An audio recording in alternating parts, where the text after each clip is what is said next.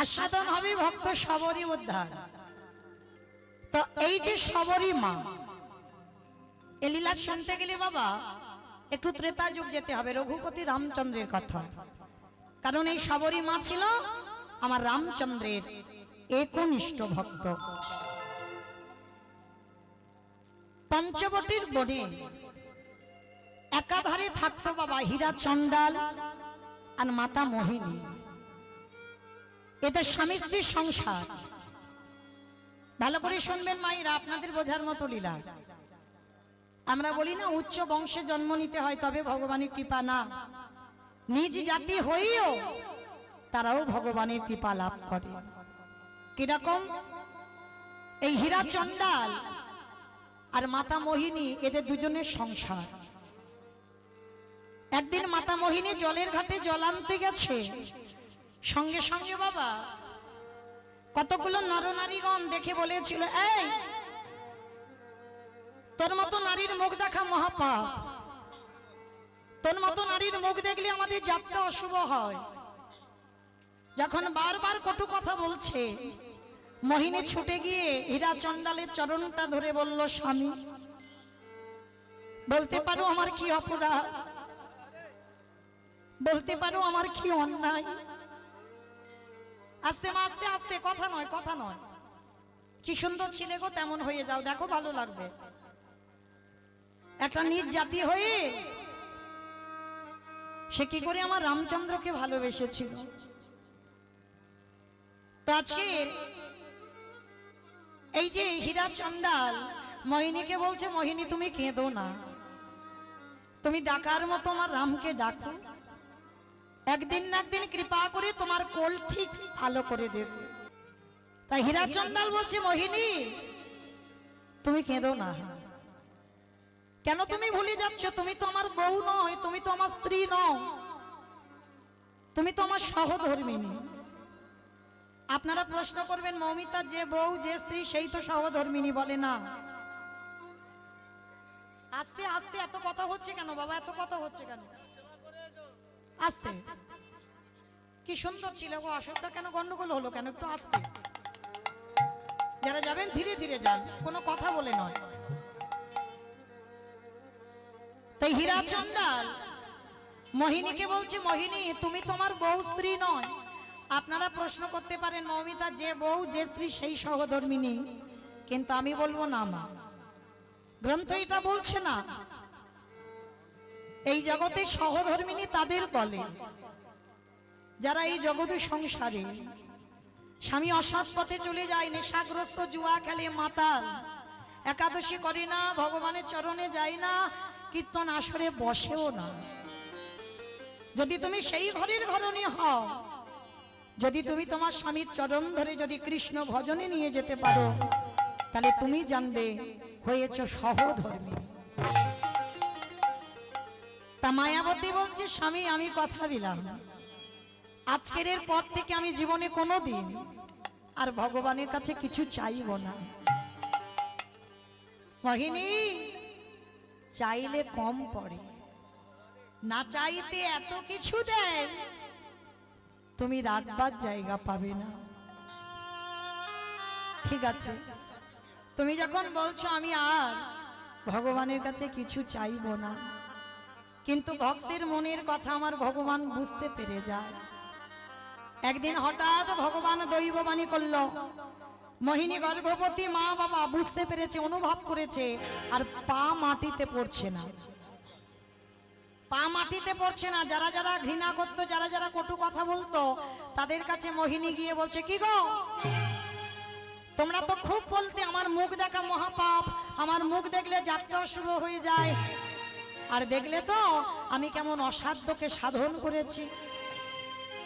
ভগবান আমার ডাকে সন্তান গর্ভে দিতে বাধ্য হয়েছে। এত বড় অহংকারী কথা যখন সন্তান জন্ম না দিয়ে বলছে, ভগবানের অভিমান হলো, মোহিনী সন্তান গর্ভে ধারণ করেছো, এটুকু সময়ে তোমার এত অহংকার, আর আমি সবকিছু সহ্য করি, কিন্তু ভক্তের অহংকারটা নয়। দৈববাণী করে বলল, মোহিনী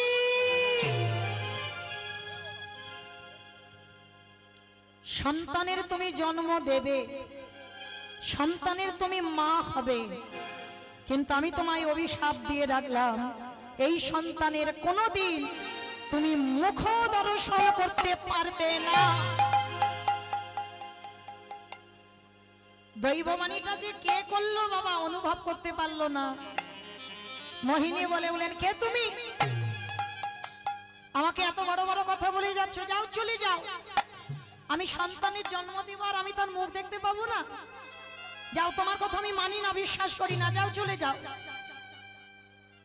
বুঝতে পারলো না মা, ভগবান দৈববাণী করে চলে গেল। দেখতে দেখতে দিন গেল, মাস গেল, 10 মাস 10 দিন গর্ভবতী মা মোহিনী। এত অভাব, এত কষ্টের সংসার, এত অভাবের সংসার। 3 দিন হয়ে গেল মোহিনী কিছু খেতে পায়নি। তা 3 দিন যখন খেতে পাচ্ছে না, হীরা চন্ডালকে বলছে, স্বামী একবার কৃপা করে তুমি আমার একটু সেবার ব্যবস্থা করো। 3 দিন হয়ে গেল আমি কিছু খেতে পাইনি, বড় খিদে, বড় জ্বালা, বড় যন্ত্রণা, তুমি আমার একটু সেবার ব্যবস্থা করে দাও। মোহিনী, ঠিক আছে, তুমি এখন ভালো আছো তো? বলে, হ্যাঁ স্বামী ভালো আছি। স্বামী ভিক্ষায় গেছে স্ত্রীর মুখে একটু তুলে দেবে বলে খাবার। আর সেই সময় ভগবান আমার দৈববাণী করে ডাকছে, পবন দে, বরুণ দে, ইন্দ্র দে, তোমরা এমন করে ঝড় বৃষ্টি তোলো, যে ঝড় বৃষ্টিতে যেন হীরা চন্ডাল আর ঘরে ফিরতে না পারে। শুরু হলো বাবা পরিষ্কার আকাশ, মেঘাচ্ছন্ন, ঝমঝম করে বৃষ্টি নামলো, চারিদিকে মেঘের গর্জন, বিদ্যুৎ চমকিত হলো। হীরা চন্ডাল ভিক্ষা করে খাবার পেয়েছে স্ত্রীকে খাওয়াবে বলে, একটা গাছের তলায় দাঁড়িয়ে আছে বাবা। প্রচুর বৃষ্টি হচ্ছে, ঝড় বৃষ্টি, বজ্রপাত। আর এদিকে কুড়ে ঘরে মা মোহিনী প্রসব যন্ত্রণা শুরু হলো। অসহ্য যন্ত্রণায় ছটফট করতে করতে মোহিনী চিৎকার করে বলল, কেউ কি নেই, কেউ কি নেই যে কেউ একবার আসে আমার কাছে? আর এই মাতৃ যন্ত্রণা যে পেয়েছে সে জানে, ওই যন্ত্রণায় ছটফট করতে করতে মোহিনীর কোল আলো করে একটা ফুটফুটে কন্যা সন্তানের জন্ম হলো। কিন্তু জন্ম দিয়ে মোহিনীর মৃত্যু হয়ে গেল।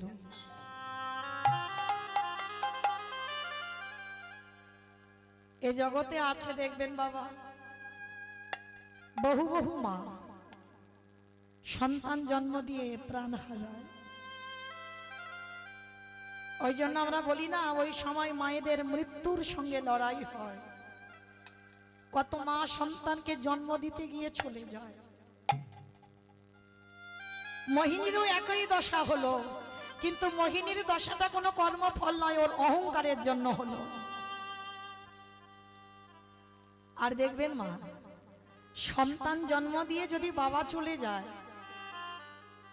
মা কিন্তু মানুষ করতে পারে। এটা আমি মা বলে বলছি না, পারে, মা পারে, মার তেমন ক্ষমতা থাকে। কিন্তু একটা সন্তান জন্ম দিয়ে যদি তার মা চলে যায়,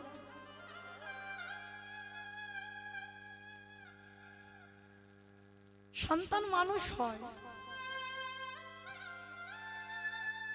কিন্তু মানুষের মতো মানুষ হয় না। আর যে সদমাটা আসবে, সে সদমা কি কইকেই মার মতো হবে? কি গো, যদি বলা যায় বাবা, শাস্ত্র কথা ফুরাবে না। এখানে যদি কেউ সৎ মা হও, তবে কইকেই মার মতো সৎ মা হও।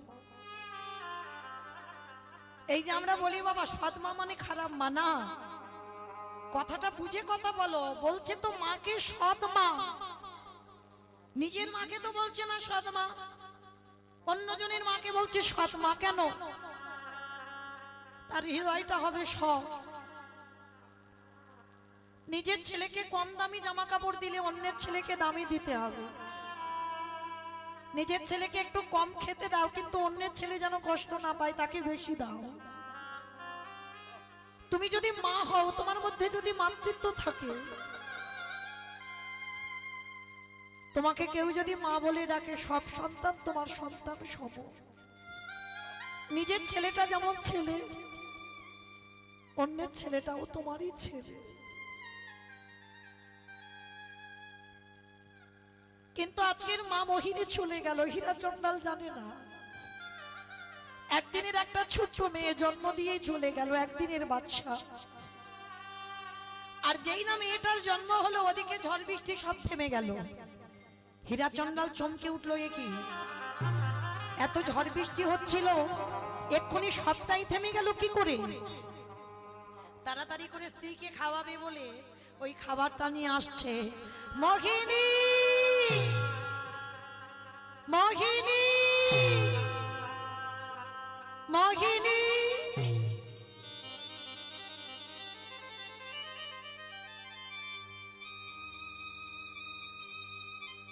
বারবার যখন মোহিনী মোহিনী বলে ডাকছে, কে সাড়া দেবে মা?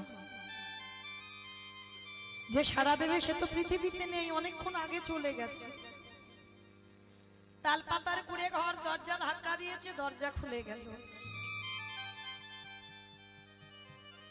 হীরা চন্ডাল ছুটে গিয়ে ঘরের মধ্যে দেখছে মোহিনী অচৈতন্য, আর পাশে একটা ছোট্ট ফুটফুটে মেয়ে। কোনদিন তো বাবা বলা ধন দেখেনি, যেই না মেয়েটাকে দেখেছে, মেয়েটাকে কোলে করে তুলে নিয়েছে। ও মোহিনী, মোহিনী, তুমি বলেছিলে না তোমার মতো একটা সন্তান হোক, দেখে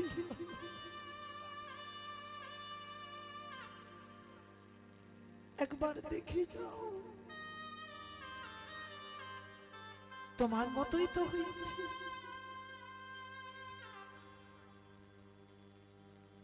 বারবার মোহিনী মোহিনী বলে ডাকছি,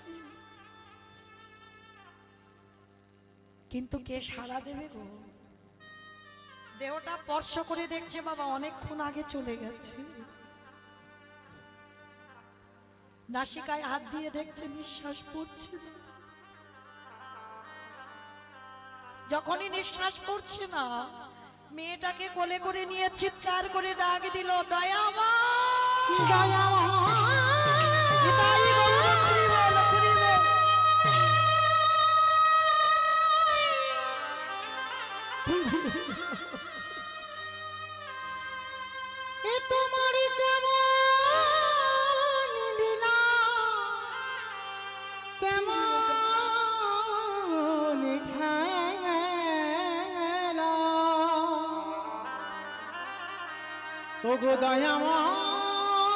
আমি তো তোমার কাছে বলিনি, ওগো কৃপা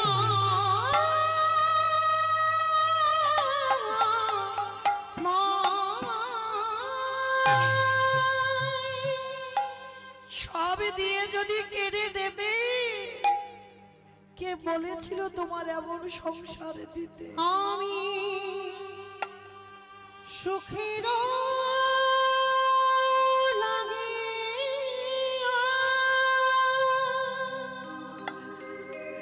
বলে দাও, এই মেয়েটাকে কি করে বাঁচাবো?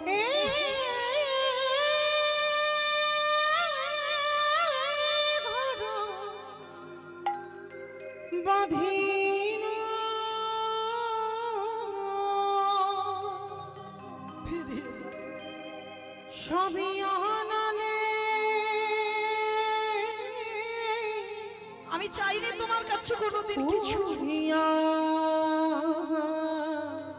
তাহলে বিলে যদি কেটে নিলে গেল রে,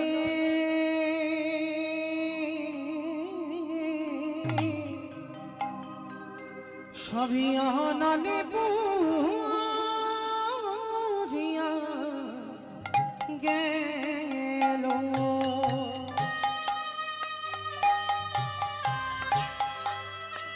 তাকে কি খাওয়াবো, আমি কি খাওয়াবো বলি?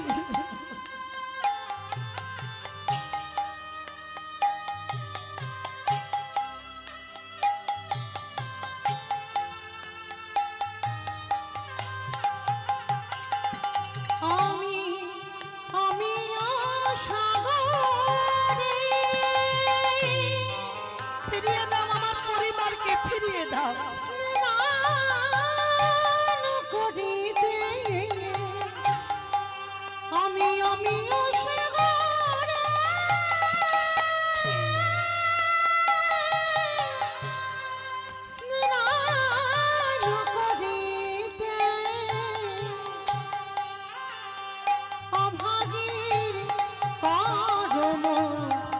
দোষরে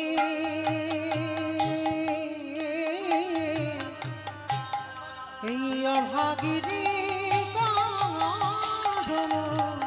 দোষে আমি সুখের ফিরিয়ে দাও, সব দিয়ে তুমি কেড়ে নিয়েছো।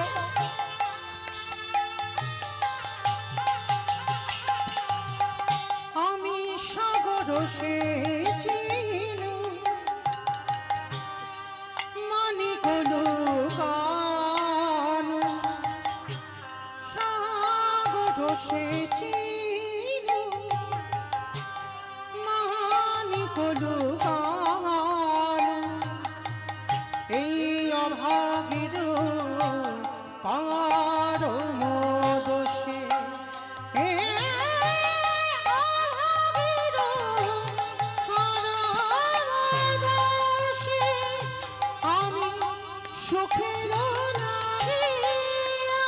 নিতাই গৌর হরি বল, হরি বল, হরি বল।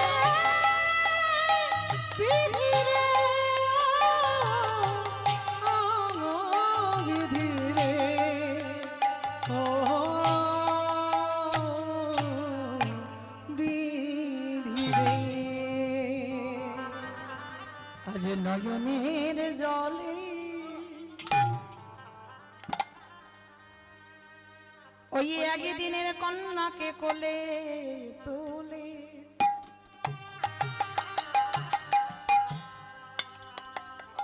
স্ত্রীর দেহ কাজ সম্পূর্ণ করে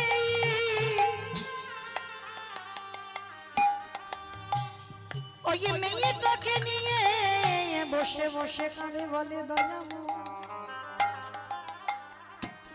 তুমি বলে দাও এই মেয়েটাকে আমি কি খাইয়ে বাঁচাইয়ে রাখবো। ও গো কৃপা মা নিতাই গৌর হরি বল, হরি বল, হরি বল। ও গো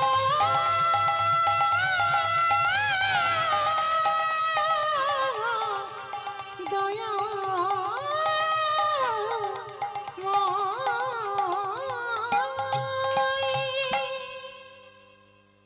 এইবার হঠাৎ ভক্ত বাৎসল্য ভগবান আমার থাকতে পারলো না, স্বর্গ থেকে একটা কাম ধেনুকে পাঠিয়েছে হীরাচন্দালের ঘরের দরজায়, আর ধেনুটা এসে হাম্মা হাম্মা করে ডাকছে।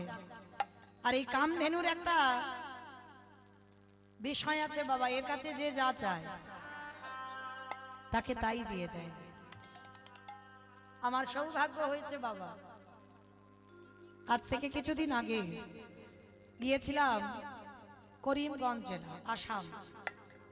ওই করিমগঞ্জ জেলায় এখন জীবিত আছে কিনা জানি না গাভীটা, কিন্তু আমরা যখন গিয়েছিলাম তখন নিজে চোখে দেখে এসেছি কামধেনু কাকে বলে।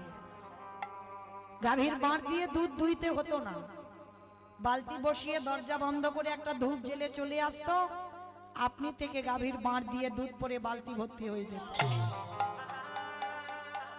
গাভীটা কোথা থেকে এসেছে কেউ জানতো না বাবা।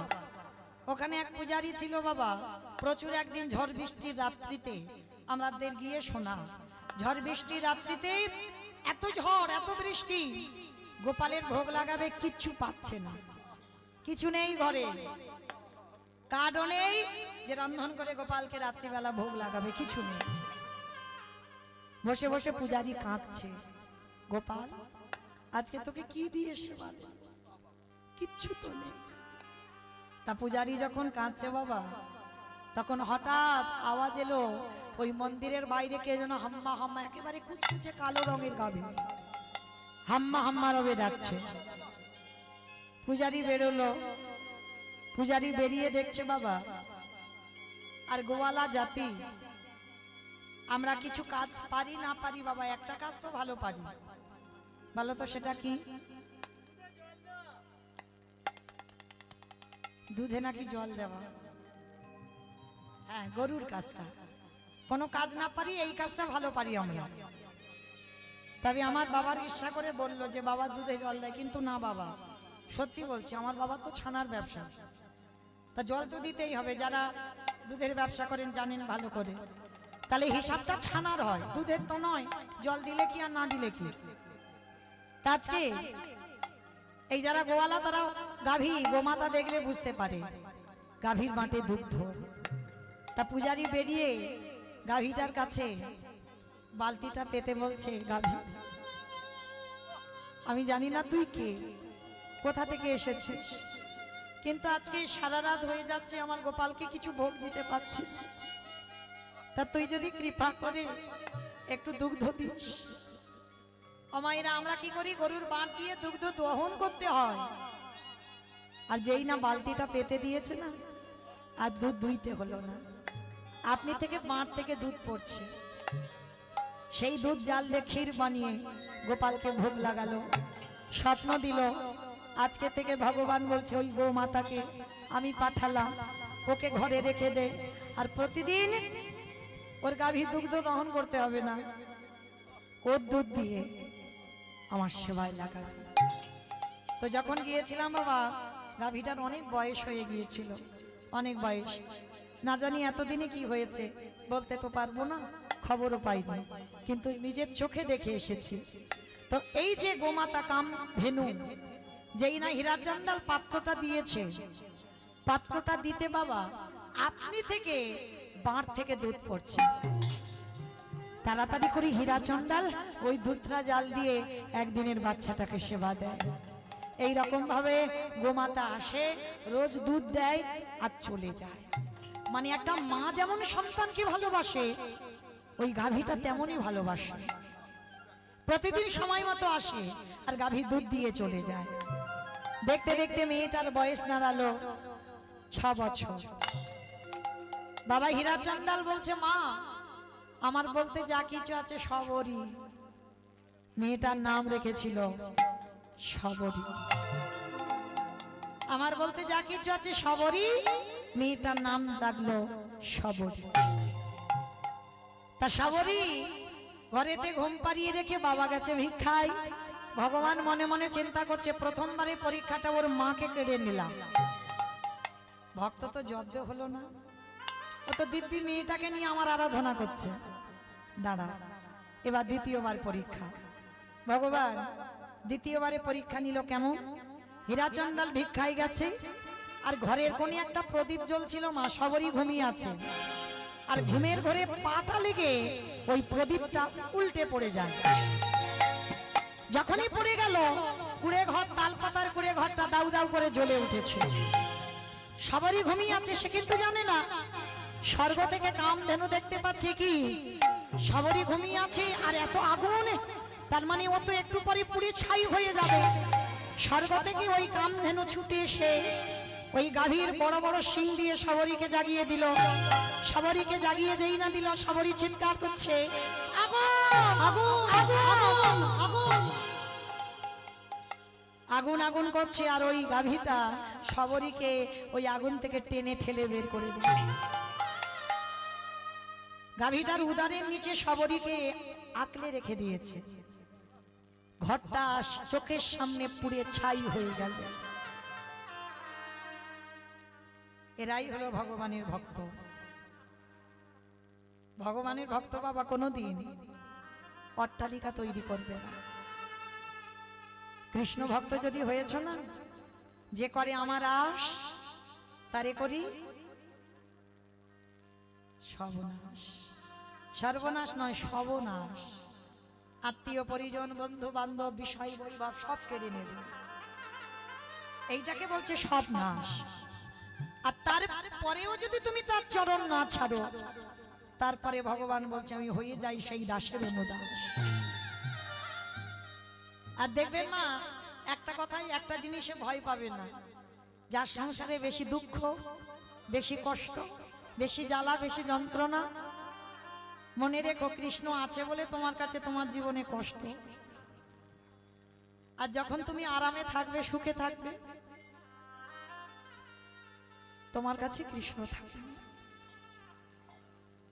যার জন্য ভগবানের কাছে যদি কোনোদিন কিছু চাইতে হয়, ধন সম্পত্তি টাকা পয়সা কিছু চেব না মা, একটা জিনিস চাইবে, কৃষ্ণ আমি যেন সারা জীবন কৃষ্ণ বলে কাঁদতে পারি। আমার সব কেড়ে নিস, কিন্তু আমার চোখের জলটা কোনোদিন কেড়ে নিবি না।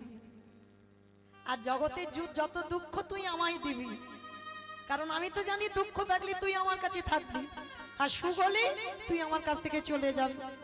চাই না যে সুখে তোকে হারাতে হয়, আমি কখনো সেই সুখ চাই না। তো আজকের বাবা হীরাচন্দাল জানে না ঘর পুড়ে গেল, স্ত্রী চলে গেল, তাহলে কত বড় পরীক্ষা নিচ্ছে দেখো ভগবান। তো এইবার হীরাচন্দাল চাল ডালটা পেয়েছে, জানে বাড়িতে এসে রান্না করে মেয়ে আর বাবা খাবে, ভোগ লাগিয়ে। তো হীরাচন্দাল মাথায় চাল ডালের পুটলিটা তুলে নিয়েছে, আর নিজের মনের আনন্দে বলছে, ওগো ভগবান তুমি এখনো কেন গো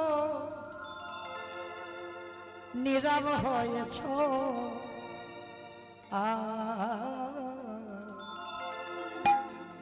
তোমার সৃষ্টি তোমার বিধান মানে না কে খো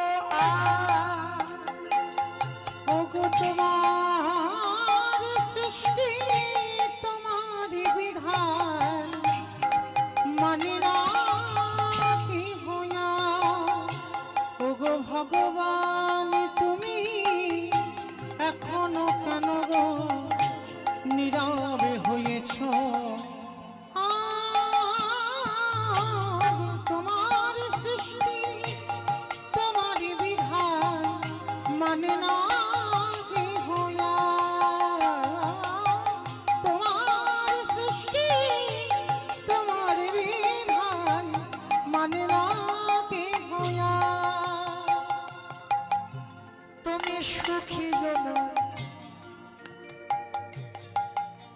করো সুখী,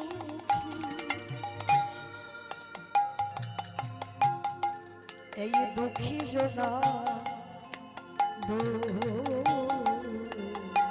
দয়ালে তোমার সৃষ্টি তোমার বিধান মানে না কি হইয়া। দয়ালে তোমার সৃষ্টি তোমার বিধান মানে না কি হইয়া।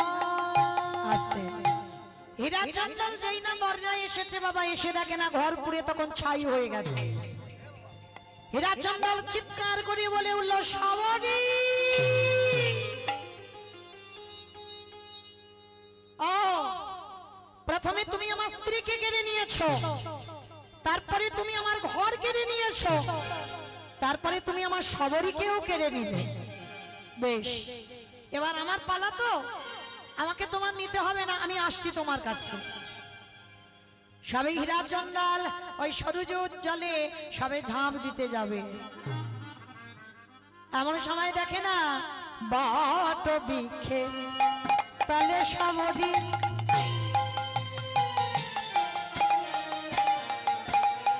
দেখো করজোড় করি। বট বৃক্ষের তলে সবরি আর জড়ো করি। আমারে গাভীর উদর তলে ভজে নশ্রী হরি। আমার গাভীর উদর তলে ভজে নশ্রী হরি। সবরি কর জোরে নাম করে। সবরি কর জরে নাম করে বলি রামে দেখা দাম বলে। সবরি কর জরে নাম করে সবরই নয়ন জলে মুখ ভাসিয়ে কাঁদছে বাবা। যেই না বাবাকে ডেকেছে, বাবা দেখে বলছে, হ্যাঁ রে মা, তোর কিছু হয়নি তো? বলে হবে কেন? ও বাবা, রাখে হরি মারে কে, আর মারে হরি রাখে কে? আর তুমি জানো না, এই যে গাভী, ওই তো আমার প্রাণ বাঁচালো, আমার মাতৃষ্ণী। হীরা চন্ডাল গাভীর চরণ দুটো ধরে বলছে, গাভী, মানুষে যেটা করে না, তুই পশুকুলে জন্ম নিয়ে করে দেখিয়ে দিলি। কি বাবা, মানুষে যেটা করে না সেটা তো করে দেখালো। এই যে মকর মাছের কাহিনী শুনলে, তাই না?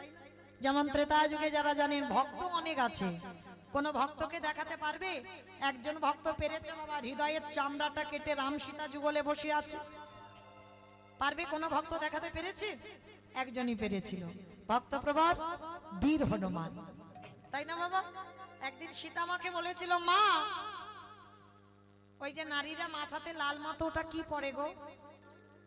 তা সীতা মা বলছে, বাবা, এটা সিঁদুর। ও মামা, সিঁদুর কেন পড়ে?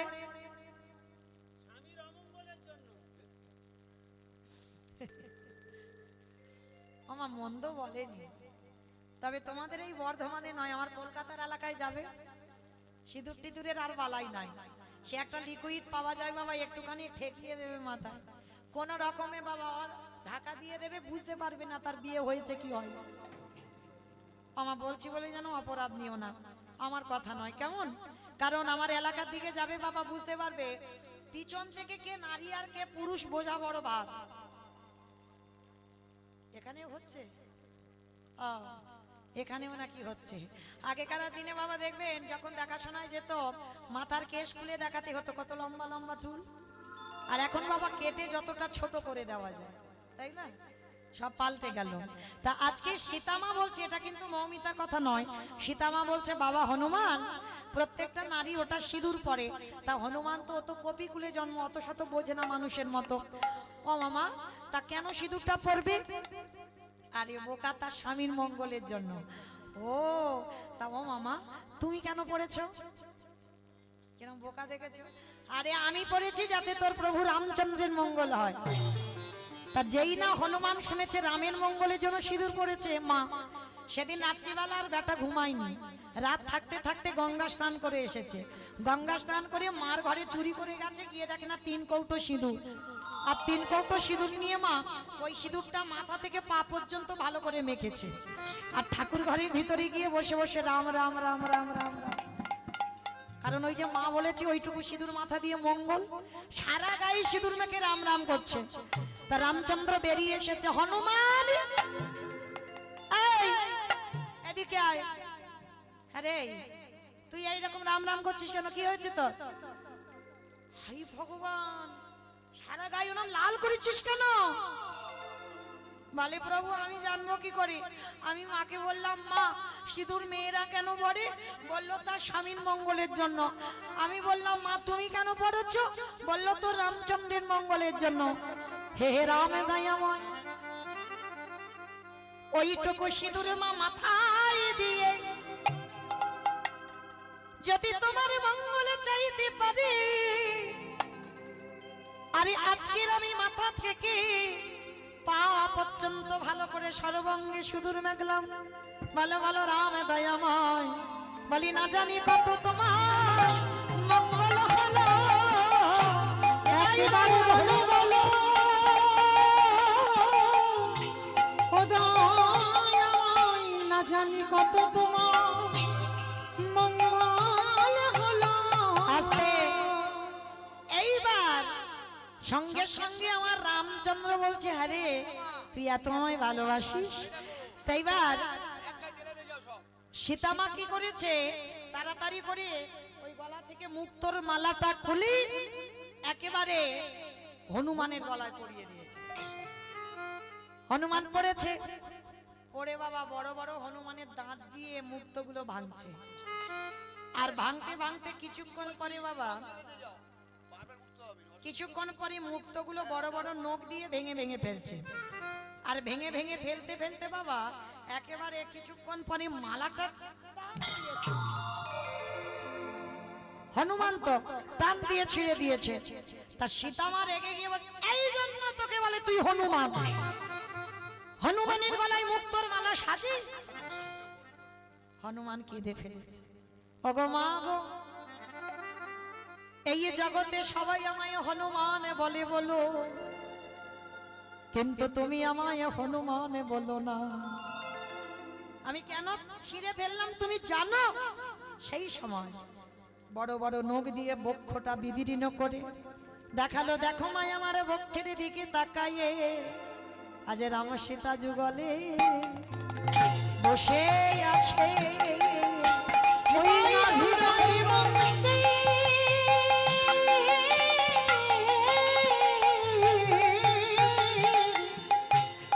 আজ হৃদয় মন্দির আহলো করে রাম সীতা যুগলে বসে আছে। আস্তে এই যে রাম সীতা যুগলে বসে আছে, তখন আমার জানকী মা কেঁদে বলেছিল, হনুমান আমার ভুল হয়েছে বাবা, তুই কপিকুলে জন্ম হতে পারে কিন্তু তুই মানুষের থেকে অনেক উপরে। তাহলে কোন কোন ক্ষেত্রে বাবা দেখবেন পশু পাখিরা মানুষের থেকে অনেক উপরে কাজ করে। আজকের হীরা চন্ডাল লীলাতেও গাভীকে বলছে, গাভী তুই যদি না থাকতিস আমার সবরই বাঁচত না। এইবার মেয়েকে নিয়ে আবার বাবা নতুন ঘর বাঁধলো, আর নতুন ঘর বেঁধে সবরীকে শেখালো, মা শোন, যা কিছু খাবি আমার রামকে দিয়ে খাবি, কেমন? যা কিছু খাবি, ঠিক আছে বাবা। আর একটা কথা সবরী, কারোর কাছ থেকে অযাচিত ভাবে কিছু নিবি না, যদি বা নিস বিনিময়ে বাবা কিছু দিতে হবে।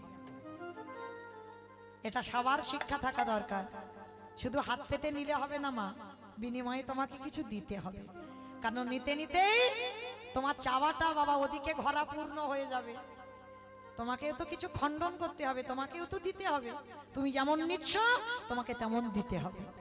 তো এইবার লক্ষ্য করে দেখেন বাবা, বাবা ছেলে দুজন, বাবা মেয়ে দুজনের সংসার, প্রথমে স্ত্রীকে কেড়ে নিল, দ্বিতীয়বারে ঘর পুড়িয়ে দিল, এবার 3 নম্বরের পরীক্ষা। মানে কিরকম ঘষে মেজে নিচ্ছে দেখো ভক্তকে, মানে পোড় খেয়ে যাচ্ছে ভক্ত। তাই এইবার 3 দিনের জ্বরে দৈব দুর্ঘটনায় হীরা চন্ডালের মৃত্যু হয়ে গেল। যখনই মৃত্যু হয়ে গেল হীরা চন্ডাল একাকী হয়ে গেল। হরি বল, হীরা চন্ডালের মৃত্যুর পর সবরী মা একাকী হয়ে গেল।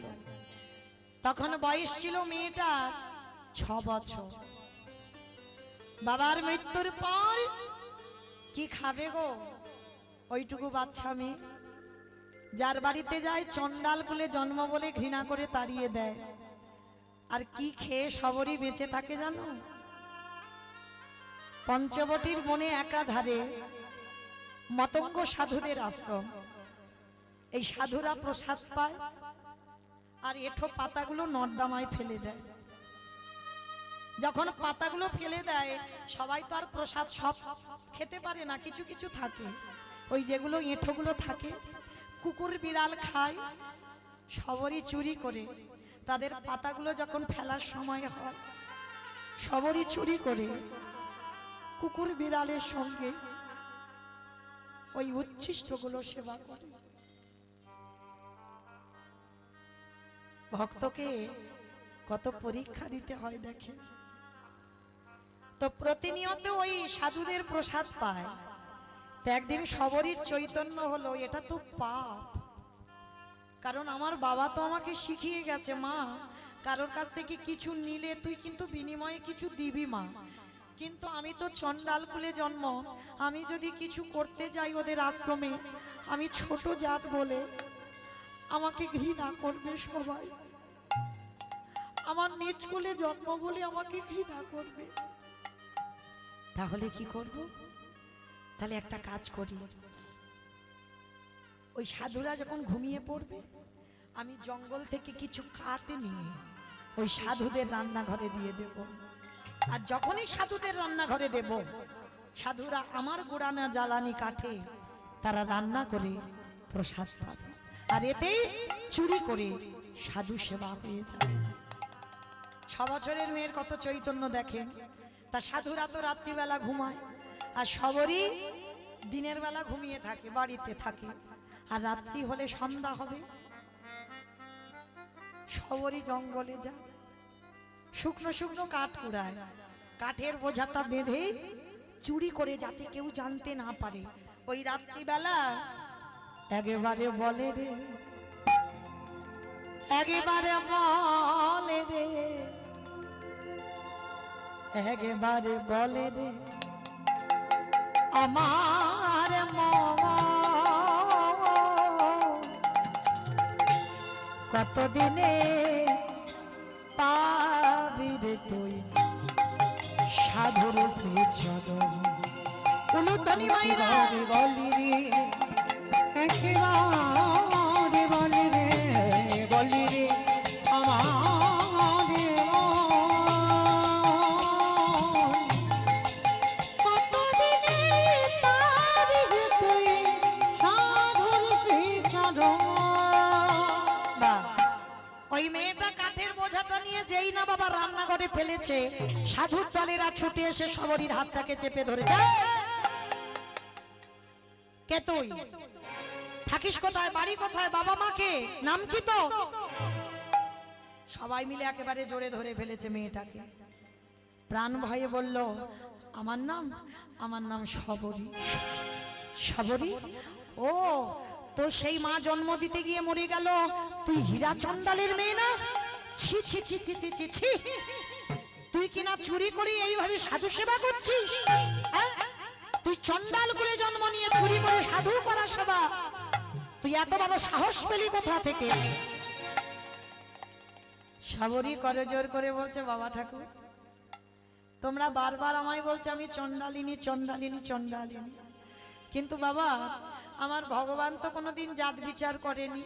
আমার ভগবান বলেছে, মুচি হয়ে শুচি হয় যদি কৃষ্ণ ভজে, শুচি হয়ে মুচি হয় যদি কৃষ্ণ তজে। ব্রাহ্মণ হয়ে যদি চন্ডালের কাজ করে, আর চন্ডাল হয়ে যদি ব্রাহ্মণের কাজ করে, তবে কি ভগবান কৃপা করে না? তুমি কেন বারবার আমার ছোট জাত বলছো? সাধুর দলেরা মতঙ্গ সাধুরা রেগে গেছে, তোদের এত বড় সাহস, তোরা নিজ জাতীয় হয়ে তোদের কাছ থেকে আমরা শিক্ষা পাবো? দেখাচ্ছি মজা তোকে, দাঁড়া। ওই বেতের বাড়ি দিয়ে সবাই মিলে সবরীকে বেতটা ঘাত, দূর হয়ে যা, বেরিয়ে যা, দূর। দয়ামা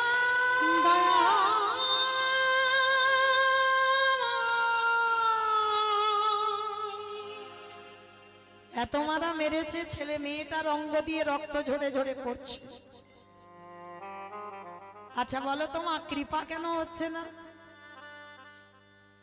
পারবে কি বলতে, কৃপা কেন হচ্ছে না? যার এত ভক্তি আছে, কৃপা হচ্ছে না কেন? বেশ, আশ্রয় করে। নদী পার হতে গেলে তো বাবা নৌকাকে ধরতে হবে, আর সেই নৌকারূপী তো আমাদের গুরুচরণ। গুরু না হলে ভব নদী পার হতে পারে। গুরুরূপী কান্ডারি তো তোমায় নিয়ে যাবে। আর এই জগতে যারা গুরু আশ্রয় করিনি, আমরা কোনোদিন ভব নদী পার হতে পারবে না। আজকে সবরই এত কাঁদছে, কিন্তু কৃপা হচ্ছে না। ভগবানের আসন চলে যাচ্ছে, কিন্তু দেখা দিতে পারছে না। কেন? দীক্ষা হয়নি। আর ওদের মধ্যে বাবা সবাই তো আর খারাপ লোক নয়, ওদের মধ্যে একজন ছিল বাবা, যার নাম হচ্ছে রামানন্দ স্বামী। এই রামানন্দ স্বামী হচ্ছে সবরী মা দীক্ষা গুরু। তা রামানন্দ স্বামী ছুটে এসে মেয়েটাকে জড়িয়ে ধরেছে। দাঁড়াও দাঁড়াও দাঁড়াও দাঁড়াও, মেয়েটাকে মেরো না, ও তো মরে যাবে। ওইটুকু বাচ্চাকে যদি তোমরা এত মারো, ও তো মরে যাবে, মেরো না। সবরীকে বুকে জড়িয়ে ধরে বলছে, এই মা আয়, আজকের আমি তোকে রাম মন্ত্রে দীক্ষা দেব, চল। তা যেই না রামগ্রন্থে দীক্ষা দিয়েছে বাবা, গুরুদেব হয়ে সাবরীকে বলছে, শোন মা, যা যা কিন্তু খাবি সব কিন্তু দিয়ে খাবি। কে গো মা, সবাই দিয়ে খাচ্ছ তো? সবাই দিয়ে খাচ্ছ?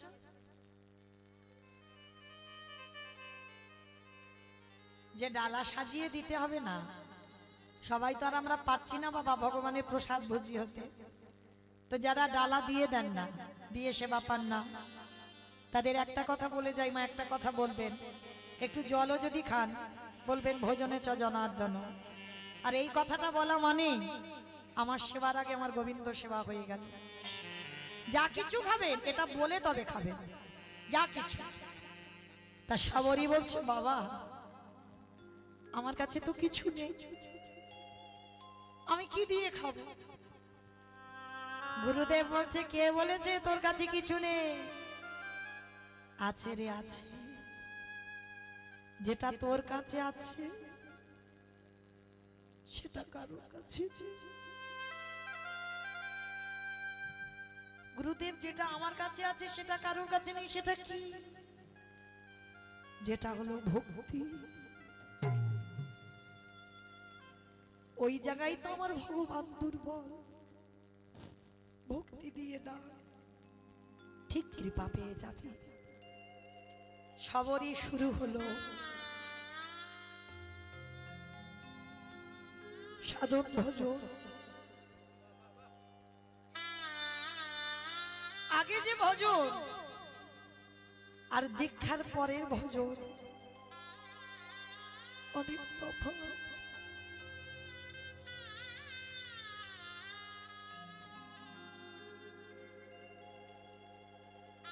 সবরই দীক্ষা পাবার পর জঙ্গলে জঙ্গলে মা আহার করে কি? ফল।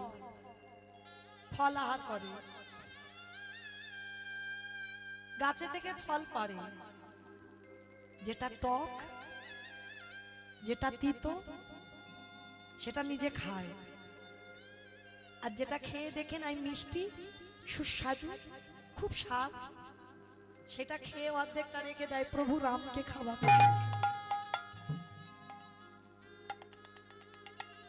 ভালোবাসা দেখেছ? আমরা তো বলি বাবা ভগবানকে বাসি কাপড়ে খেতে দিলে খায় না, ভগবানকে খেয়ে নাকি খেতে দিলে খায় না। সত্যি কি তাই? আমাদের তো ভজন নেই গো,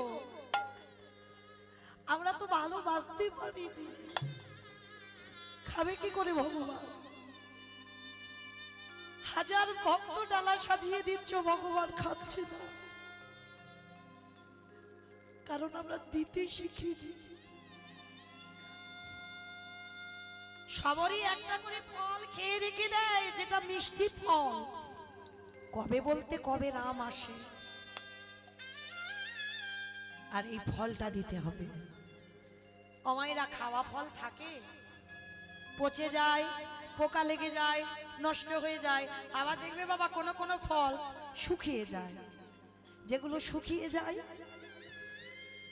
সেগুলো রামের জন্য গুছিয়ে রেখে দেয়, কবে আমার রাম আসবে আর আমার এই ফলগুলো তাকে খেতে। কিন্তু এইটা কারণ নয়, সবরই খেয়ে খেয়ে দেখছে কেন সব গাছের ফল,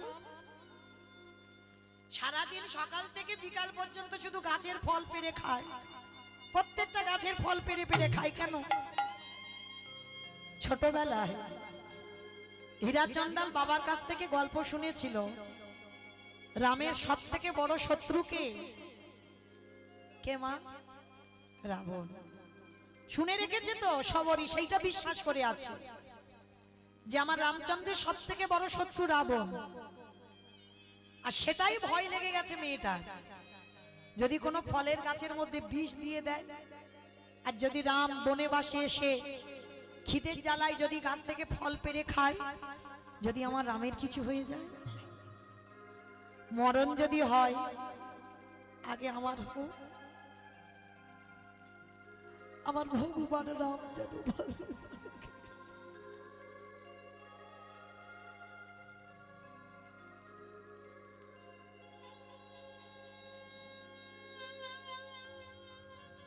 এই হলো ভালোবাসা। না হলে শুধু বাবা চাইতে শিখেছো, দিতে শেখোনি। আমার সংসার যেন ভালো থাকে, ছেলে যেন মাধ্যমিকের রেজাল্ট ভালো করে, শুধু দাও দাও দাও। কই একজনও ভক্ত ভগবানের কাছে গিয়ে বলেছো তুমি কেমন আছো? তুমি তো জগতে সবাইকে ভালো রেখেছো, তুমি কেমন আছো? কোনদিন জিজ্ঞাসা করেছো ভগবানকে? তাহলে কিসের ভালোবাসা, কিসের প্রেম ভগবানের মধ্যে? সবরই মার সবসময় ভয়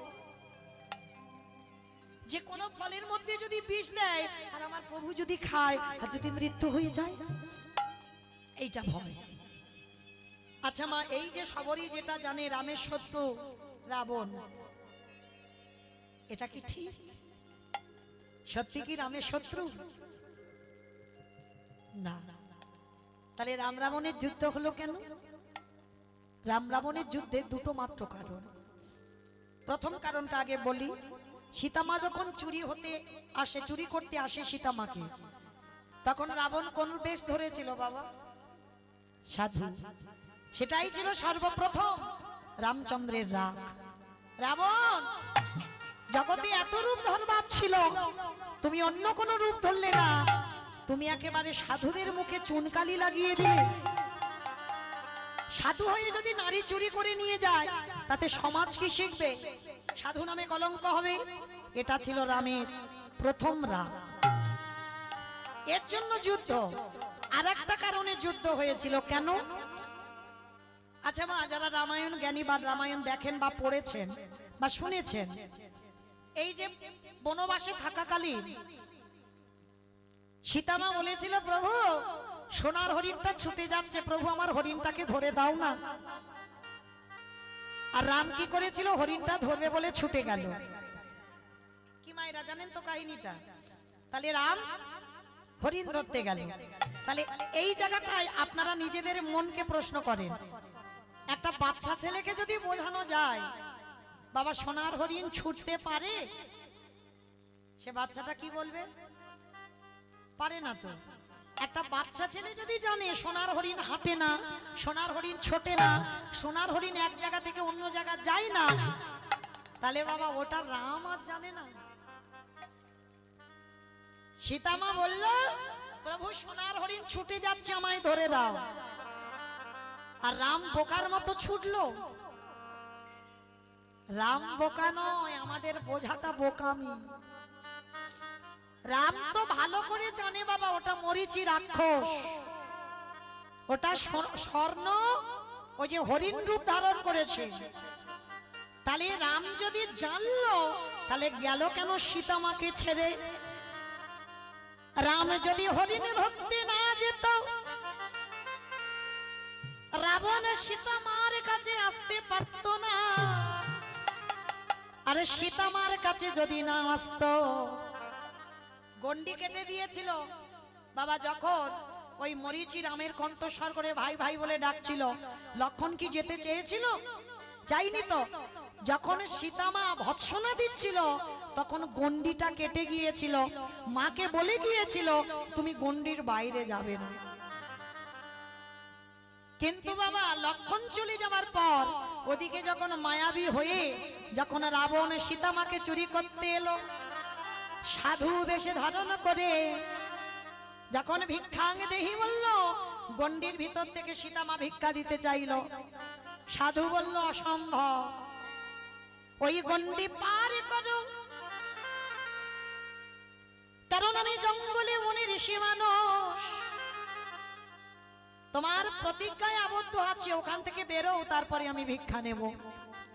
ভালো করে ভাবেন, সীতামা যদি মা লক্ষ্মী হয়, তিনি জানতেন না ওটা মায়াবী রাক্ষস?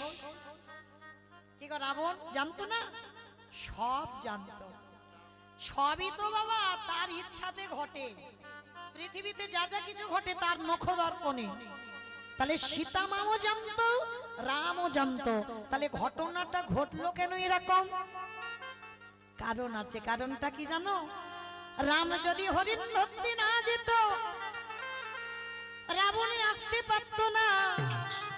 আরে রাবণ যদি নাম আসতো, সীতা চুরি হতো না। সীতা যদি চুরি না হতো, লঙ্কার মাটিতে লক্ষ্মী প্রতিষ্ঠা পেত না। লঙ্কার মাটিতে যদি লক্ষ্মী না যেত, তাহলে তুলসী বৃক্ষ হতো না। তুলসী বৃক্ষ না হলে মহাপ্রসাদ হতো না। মহাপ্রসাদ না হলে ভক্ত সমাজে বিতরণ হতো না। ভক্ত সমাজে বিতরণ না হলে কৃষ্ণ ভক্তির উদয় হতো না। কৃষ্ণ ভক্তির উদয় না হলে রাবণ রাজার 1 লক্ষ ছেলে আর 1.25 লক্ষ নাতি, ওই রাবণের বংশ উদ্ধার হতো না। কৃষ্ণ ভক্তি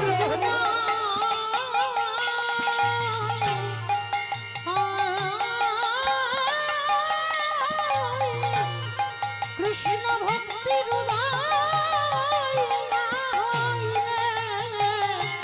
রাবণ রাজার বংশ ধার হতো না। আস্তে এইবার কি হলো মা, ঘটনাটা দেখেন। এইবার সেই রাবণ রাজা, তাহলে পরিষ্কার বোঝা গেল কিসের জন্য রাম রাবণের যুদ্ধ। এই দুটো কারণের জন্য যুদ্ধ।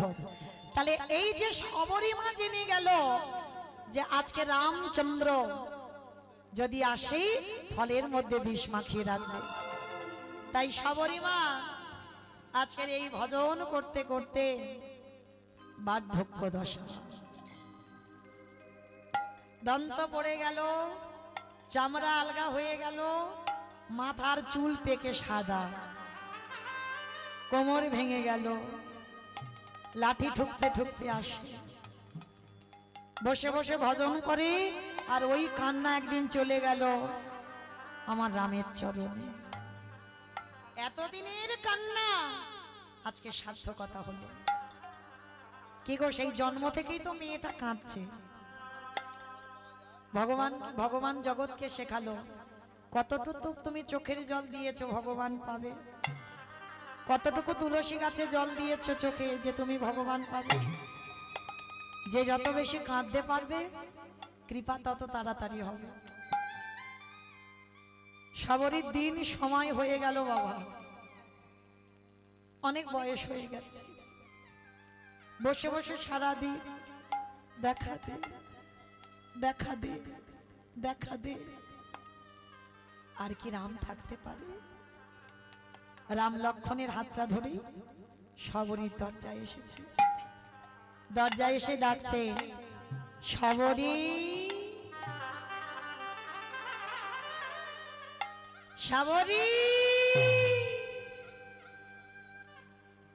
বাড়িতে আছিস মা? কে কে আমায় শবরী বলল? লাঠি ঠুকতে ঠুকতে এসেছে। এসে দেখে না 2 অপূর্ব রূপের ছেলে। কে রে বাবা তোরা? সে কি আমায় ভুলে যাচ্ছ? আমি কে? আমার জন্য তো সেই ছোটবেলা থেকে কাঁদছো। মা শবরী? বাবা আমি ভালো করে বুঝতে পারছি না, বয়স হয়েছে তো। কে রে বাবা তুই? আমি তোমার রামচন্দ্র। চমকে উঠেছি, রাম রাম তুই এসেছিস, কিন্তু বসতে দেব কোথায়? আমার এত গরিব এত কাঙাল, বসতে দেওয়ার জায়গা নেই।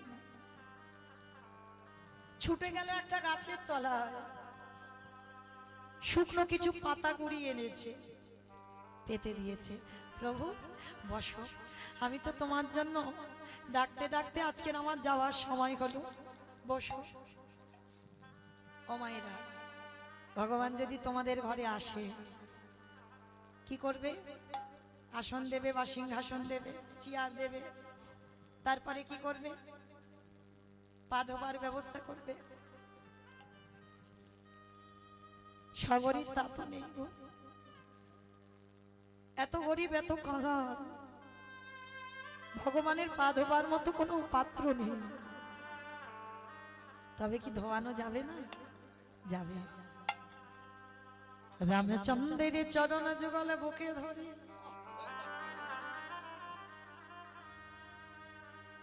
এই খালে বিলে নদী নালার জলে নয়,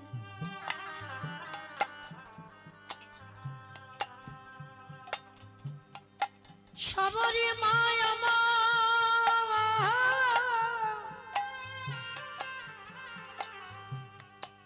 ওই রামের চরণে যুগলে বুকে ধরে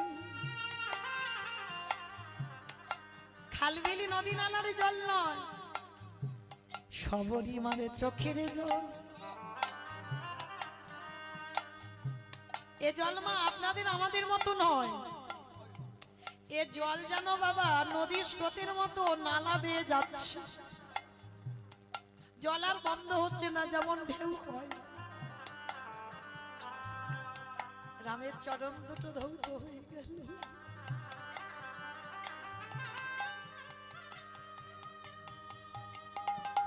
আঁচল দিয়ে মোছাবে যদি ব্যথা লাগে পায়ে, সবে রিমার মাথার কেশটা খুলে দিয়েছে, রামের চরণটা মুছিয়ে দিয়েছে।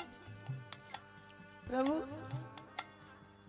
এবার রাম বলছে, সবরি মা, ওমা আমার এবার একটু খেতে দিবি মা, বড্ড খিদে পেয়েছে। প্রভু আমি ছোট জাত, আমি ছোট, তুমি খাবে, তুমি খাবে আমার হাতে? এই কে বলেছে ওইসব চন্ডাল টন্ডাল আমার কাছে বলিস না। মা দে না, খুব খিদে পেয়েছে। দাঁড়াও প্রভু, তুমি একটু দাঁড়াও, আমি দেখছি। ছুটে গেছে ঘরে, সেই যে ঝুড়িতে বাবা রাখা ছিল, যে ফলগুলো পচে গিয়েছিল তো পোকা গেছে ফেলে দিয়েছে, আর যেগুলো মিষ্টি শুকিয়ে গেছে শুকনো, সেই ফলগুলো তো ঝুড়িতে রাখা আছে। ঝুড়িটা কাকে করে নিয়ে এসেছে? বয়স হয়েছে তো, কোমর ভেঙে গেছে। প্রভু তোমার জন্য আমি তুলে রেখেছি, দেখো আমি খেয়ে দেখেছি, খুব মিষ্টি ফল, কোনো জ্ঞান নেই যে আমার মুখে থুতু লালা ভগবানকে দেব, ও জ্ঞান নেই। মা যেমন সন্তানকে ভালোবাসে, কি গো দেখবেন বাবা সন্তান ফোন করে বলে দিল, বাবা তুমি আমার জন্য একটা 5 টাকা দামের বিস্কুট এনে তো। বাবা ছেলের জন্য একটা 5 টাকা দামের বিস্কুট এনে দিয়েছে, বাবার সামনে ছেলেটা বিস্কুটের প্যাকেটটা ছিঁড়ে খাচ্ছে, বাবা কাঙালের মতো হাত পেতে ছেলের কাছে বলছে, হ্যাঁ রে বাবা আমার একটা বিস্কুট দিবি? ভালো করে বুঝবেন এইটা ভালোবাসাটা কেমন। 5 টাকা দামের ছেলের জন্য বিস্কুট এনেছে, বাবা 5 টাকা দামের আর একটা প্যাকেট এনে খেতে পারে না? পারে তো। ছেলে রেগে যায়, যেই বাবা চাই বিস্কুট দে, ছেলে রেগে গিয়ে ঠাকুমাকে বলে, ও ঠাকুমা দেখো না তোমার ছেলে আমার কাছে বিস্কুট খালি খালি চাইছে।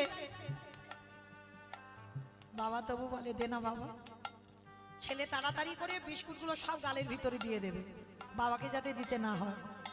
বাবা তবু বলবে, হ্যাঁ রে বাবা তো ওই গালে থেকে ওই যে থুতু লেগে আছে, ওই বিস্কুট একটু দে না বাবা। কেন? এই যে সন্তানের প্রতি ভালোবাসা, বাবা সন্তানের যে প্রেম, বাবা কিনে খেতে পারে, কিন্তু ওই যে সন্তানের মুখে থেকে একটু ভেঙে বাবার বদনে দিলে যে ভালোবাসাটা, যে প্রেম, ওইটা তুমি কোথাও পাবে না, পয়সা দিলেও পাওয়া যাবে না বাবা ওই ভালোবাসাটা। তা সবরই মা থুতু লেগে আছে, ওই সব কিছু জ্ঞান নেই। তা ওই এটো ফলটা নিয়ে রামচন্দ্র তো অনেক লম্বা, মুখে হাত যাচ্ছে না। সবরই কাঁদছে আর বলছে, প্রভু এমন সময় এলে আমার কোমর ভেঙে গেল, তোমার বদনে হাত আর উঠছে। সেই যদি এলে তো অসময়ে এলে কেন? রামচন্দ্র মনে মনে ভাবছে, সবরই ভক্তের ডাক যতক্ষণ না সঠিক হয় আমি তো আসতে পারি না। ওরে সবরি তাই গৌর হরি বল, হরি বল।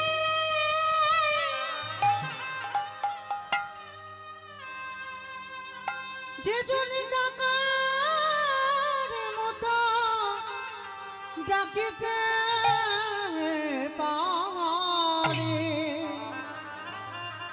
আমি ভগবান হয়ে তারি দরজা বাধা পড়ে আস্তে এইবার সবরী মা যেই না হাত উঠছে না, রাম নিচু হয়ে সবে মুখটা বাড়িয়েছে, সবরী খেতে দেবে। পাশে ছিল লক্ষণ, হাতটাকে ধরে চেপে ধরে বলছে, চন্ডাল কুলি জন্ম, নিজ জাতি ছোট জাত, তোর মুখে থুতু লালা লেগে আছে, তুই আমার রামের বদনে দিচ্ছিস? তুই জানিস আমার দাদাকে সবাই রাজভোগ দেয়, ফল মিষ্টি দেয়, আর তুই তোর ওই মুখে থুতু লালা লেগে আছে ওই ফল দিচ্ছিস? আবার শুকনো হয়ে গেছে, হ্যাঁ? ওই ফলটা কেড়ে নিয়ে সবরী মার কাছ থেকে লক্ষণ ফলটা দূর করে দিল। যেই না ফেলে দিল, সবরী রেগে গেল, রেগে গিয়ে বলে উঠল, প্রভু তোমার ভাই বলে আমি ওকে ছেড়ে দেব না, আমার প্রেম ভালোবাসা মাখানো ওই ফল তোমার মুখে দিতে দিল না, তোমার ভাই ফলটাকে ঘৃণা করলো, আমি অভিশাপ দিলাম, আমার ভজন যদি সঠিক হয় ওকে আমি অভিশাপ দিলাম, যেদিন তোমার ভাই মৃত্যুর সঙ্গে লড়াই করবে ওই ফলের রস না হলে তোমার ভাই প্রাণ ফিরে পাবে না, পাবে না, পাবে না। ফলটা লক্ষণ যেখানে ফেললো, জায়গাটা ছিল গন্ধমাদন পর্বত, পড়ল ফলটা, তার থেকে জন্ম নিল বিশাল্য করলি পাতা। যেদিন রাম রাবণের যুদ্ধে ছোট ঠাকুর লক্ষণ শক্তিশালী পড়ে গেল, বৈদ্য কবিরাজ ওঝা সবাই এলো, লক্ষণের প্রাণ ফিরাতে পারছে না। তার মধ্যে সুসেন বৈদ্য বলেছিল, রাম ভাইকে যদি বাঁচাতে চাও চলে যাও গন্ধমাদনে, সেখানে গিয়ে বিশাল্য করলি পাতা নিয়ে এসো। ছুটে গেল, আর বিশাল্য করলি পাতা আনবে কে? হনুমান বলছে, প্রভু আমি যাব। ছুটে গেল, আর গিয়ে বাবা পাতা চিনতে পারছে না, বেটা হনুমান তো চিনতে পারছে না কোনটা বিশাল্য করলি পাতা। কি গো, এখানে এতজন ভক্ত আছে বাবা, অনেক রকমের গাছ গাছরা দিলে চিনতে পারবে কোনটা বিশাল্য করলি পাতা? এখন অর্ধেক ভক্ত জানে না বিশাল্য করলি পাতাটা কেমন। হরি বল। তা হনুমান তো দূরের কথা, তা হনুমান চিনতে পারেনি বলি পর্বতটা সমেত চাগিয়ে তুলেছে। এত ক্ষমতা হনুমানের। ছোটবেলায় সূর্যকে লাড্ডু মনে করে খিদে পেয়েছে, গিলে খেয়ে ফেলেছে। হরি বল। পর্বতটা চাগিয়ে এনেছে, এনে যখন রামের কাছে রেখে, রাম তো অবাক, হ্যারে বাবা কি করেছিস এটা, তুই কি করে করলি? হ্যাঁ, তোকে পাতা আনতে বলেছি, পর্বত নয়। বলে ঠাকুর এমনি এমনি কি এনেছি, চিনতে পারিনি পাতা কোনটা, তুমি চিনে নাও। বলে ও, সুসেন বৈদ্য উঠলো পর্বতে, পাতাটা চিনে রসটা ভালো করে নিগড়ে লক্ষণের বদনে দিচ্ছে। লক্ষণ প্রাণ ফিরে পেয়েছে, ফিরে পেয়ে দাদাকে বলছে, ও দাদা তোমাকে একটা কথা জিজ্ঞাসা করব। কি কথা রে ভাই? আচ্ছা শুনেছি যা যা কিছু ঘটে তোমার চিত্রপটে, তোমার নখদর্পণে, তুমি যদি মনে করতে আমার প্রাণ বাঁচাতে পারতে না? পারতে তো, তাহলে কিসের দরকার ছিল বিশাল্য করলি পাতা আনার? রাম মৃদু হেসে বললেন, ভাই রে, আমি যদি বিশাল্য করলি পাতাটা আনতে না দিতাম, এই জগতে আমি মিথ্যাবাদী হতাম। আমি জগৎকে শিখাইছি, বারে বারে বলেছি, আমা হতে নাম বড়, নাম হতে ভক্ত বড়, ভক্ত হতে ভক্তের পদ ধুলা আরো বড়। মনে পড়ে সবরী মায়ের সেই থুতু লালা লেগেছিল, আমার বদনে দিতে দিলি না। কিরে ভালো করে ভেবে দেয়, সেই থুতু লালা লেগে থাকা ফল, তার থেকে তো বিশাল্য করলি পাতার জন্ম, তাহলে সবরই থুতু তোর বদনে গেল। সমাজকে শিখিয়ে দিলাম ভক্ত বড়, আমি ভালো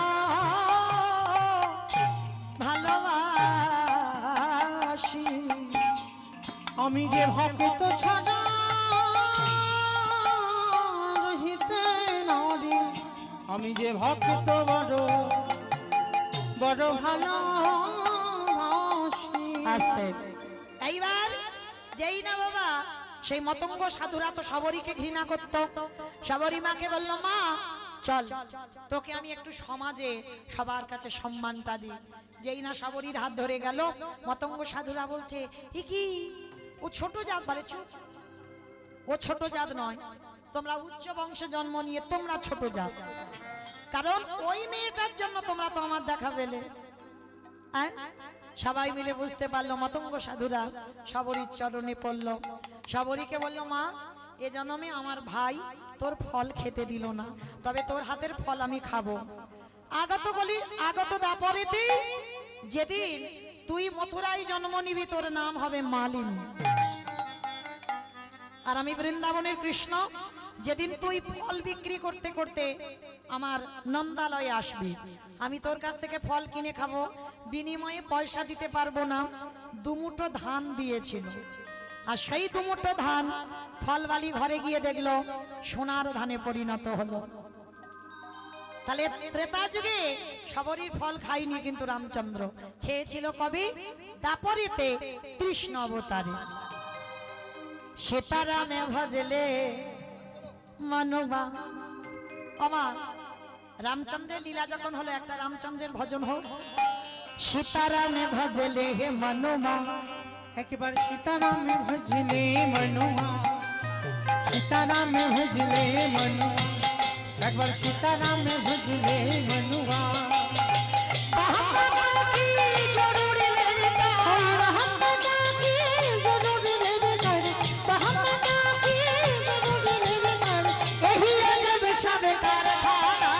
सीताराम भजले मनुआ, सीताराम भजले मनुआ, सीताराम भजले मनुआ। আস্তে এইবার সবরীকে সবাই মিলে প্রণাম করলো, সবরীর ভক্তির কাছে সবাই নত হয়ে গেল। এইবার রামচন্দ্র বললেন, দেখ মা সবরী, তোকে কৃপা যখন কৃষ্ণ অবতারে করব, আমার যাবার সময় তুই সেই রূপ দর্শন করবি। মাইরা অনেক সময় হলো, শুভরাত্রি, ভালো থাকবেন, সুস্থ থাকবেন। সবাই একাদশীর উপবাস করেছেন, আমার কৃষ্ণ কৃপা হোক আপনাদের, এইটুকু রাধারানীর কাছে প্রার্থনা করব। সবাই ভালো থাকবেন, কেমন?